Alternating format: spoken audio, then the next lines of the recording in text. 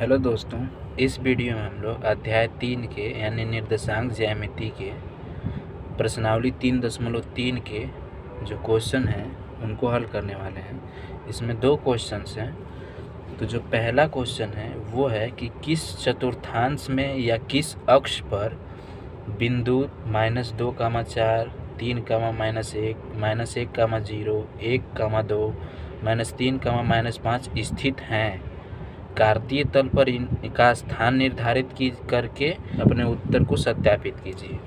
तो पहले हम लोग देखेंगे कि ये कौन से चतुर्थांश में या फिर किस अक्ष पर स्थित है। तो पहला जो बिंदु है वो है -2, 4, ये बिंदु है। तो इसका हमें चतुर्थांश ज्ञात करना है। तो देखो -2, 4 में एक्स वाला जो है वो है नेगेटिव और y वाला जो है वो है पॉजिटिव, यानी ऋणात्मक और धनात्मक कौन से चतुर्थांश में होता है। मैंने बता रखा है कि ये द्वितीय चतुर्थांश में स्थित होता है।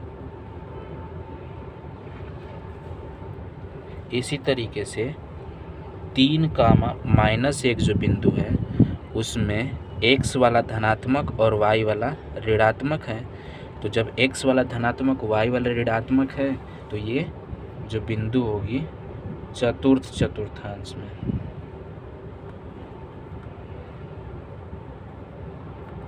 अब जो अगली बिंदु है वो है -1, 0। अब देखो इसमें एक 0 आ गया। तो जब यदि x 0 हो या फिर y 0 हो तो वो कहीं ना कहीं किसी अक्ष पे अंकित होगा या फिर स्थित होगा। तो देखो इसमें y निर्देशांक जो है वो 0 है, y वाला 0 है। तो जब y वाला निर्देशांक 0 होता है तो वो बिंदु कहीं न कहीं x अक्ष पर अंकित होती है, यानी x अक्ष पे, x ही अक्ष पे y वाला निर्देशांक 0 होता है। तो ये बिंदु जो होगी -1, 0 ये x अक्ष पर होगी। अब अगली जो बिंदु है 1, 2 है, 1, 2। तो देखो x भी धनात्मक y भी धनात्मक, दोनों धनात्मक किस अक्ष में, किस चतुर्थांश में होते हैं। तो वो प्रथम चतुर्थांश में। इसी प्रकार -3, -5 है और ये है x वाला भी माइनस, y वाला भी माइनस, दोनों माइनस किस में होता है, तृतीय चतुर्थांश में। तो ये जो बिंदु होगा तृतीय चतुर्थांश में स्थित होगा।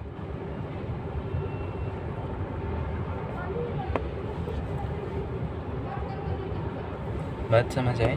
अब देखो हमें इसको सत्यापित करना है कैसे, कार्तीय तल पे इसका निर्धारण करके। तो चलो हम लोग इसको, इन बिंदुओं को कार्तीय तल पे निर्धारित करके देखते हैं। अब इस पे हम लोग उन बिंदुओं को अंकित करने की कोशिश करते हैं।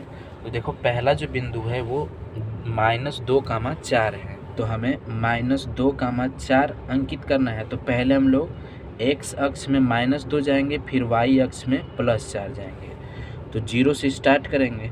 तो x अक्ष में -2 आए, फिर यहाँ से y अक्ष में 4 गए। तो यहाँ से y अक्ष में 4 ये वाला है। तो ये बिंदु कहीं ना कहीं यहाँ पे स्थित होगी। मान लो इस बिंदु का नाम हम लोग A दे दे रहे हैं। तो ये हो जाएगा -2, 4।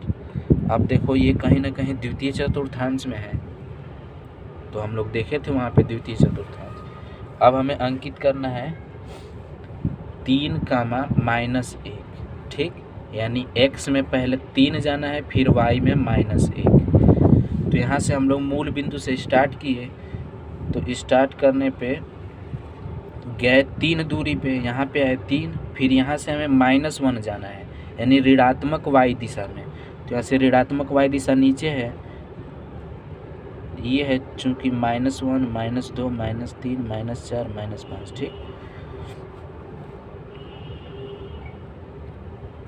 तो ऋणात्मक दिशा में 3 पे पहले x दिशा में गए, फिर यहाँ से ऋणात्मक दिशा में -1। तो ये जो बिंदु होगा यहाँ स्थित होगा। मान लो इस बिंदु का नाम हम लोग बी दे रहे हैं, तो ये है 3, -1। ये देखो कहीं ना कहीं चतुर्थांश में स्थित है।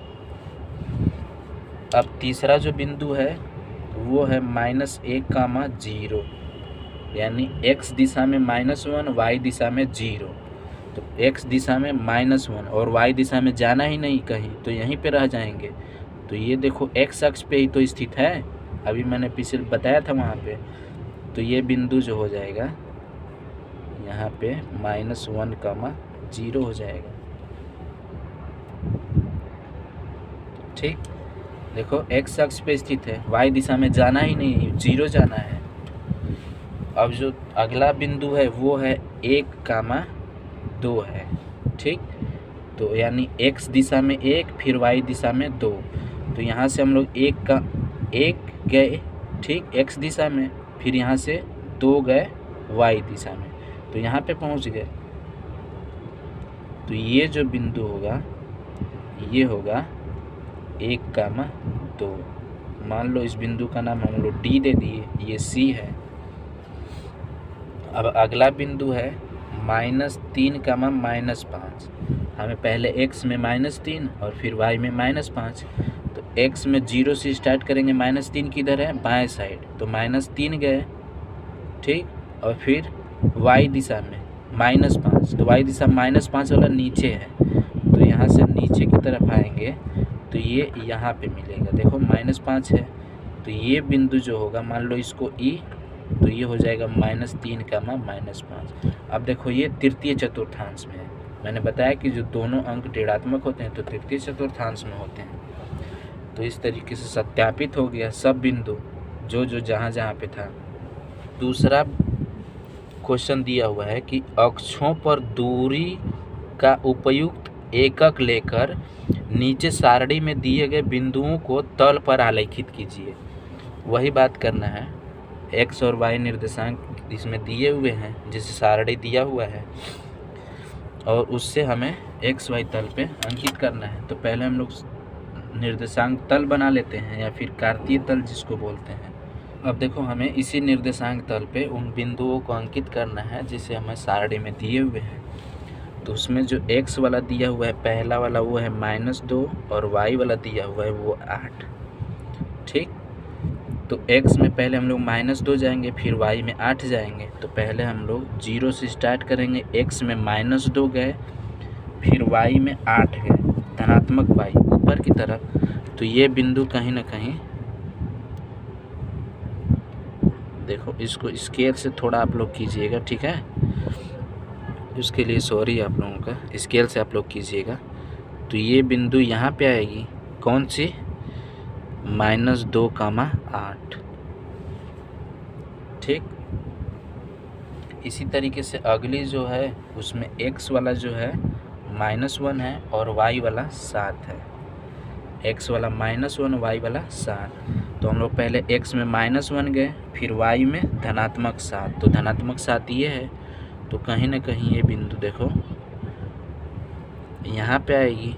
ठीक, तो ये जो बिंदु होगी ये होगी -1, 7।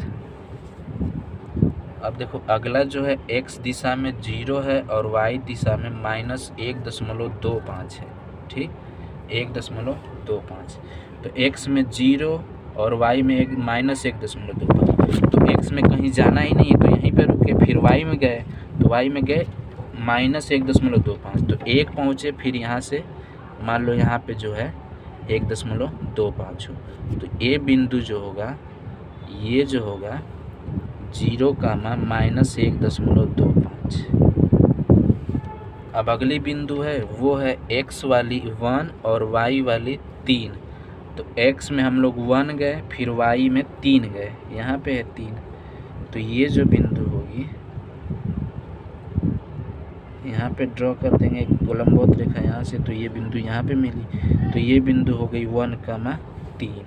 अब अगली जो बिंदु है 3, -1 की, यानी x में 3 और y में -1। अब देखो हमें x में 3 जाना है और y में -1। तो यहाँ से हम लोग x में 3 गए और y में -1 नीचे है, तो ये वाला -1।